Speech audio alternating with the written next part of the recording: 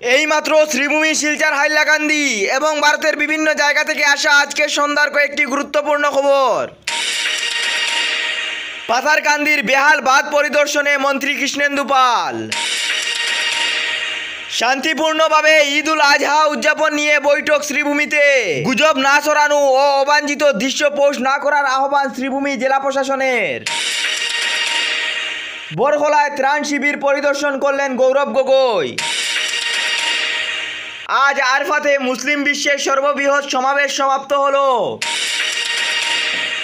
IPL 2025 RCBর জয় উৎসব পরিণত হলো মর্মান্তিক দুর্ঘটনায়। বুধবার বিকালে চিন্নাস্বামী স্টেডিয়ামের কাছেই পথপিষ্ট হওয়ার জেরে মৃত্যু হয়েছে কমপক্ষে 11 জনের, জখম আরো 50 জন। ফলে বেঙ্গালুরুতে খুশির বদলে নেমে এসেছে শোকের ছায়া। সমাজের কুসংস্কার দূরীকরণের শিক্ষার গুরুত্ব অপরিসীমা, বললেন পরিমল শুক্লবৈদ্য।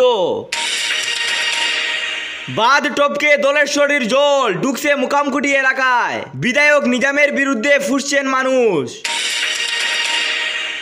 নদীর জল কমতে থাকলেও নতুন নতুন গ্রাম বন্যার জলে আক্রান্ত হচ্ছে।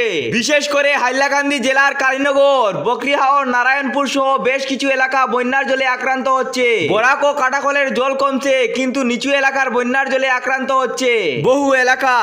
এই ছিল আজকের আমাদের কয়েকটি গুরুত্বপূর্ণ সংবাদ। ভিডিও যদি ভালো লাগে তাহলে অবশ্যই একটি লাইক করে চ্যানেলটি সাবস্ক্রাইব করে পাশের বেল আইকনটি বাজিয়ে রাখবেন। ধন্যবাদ।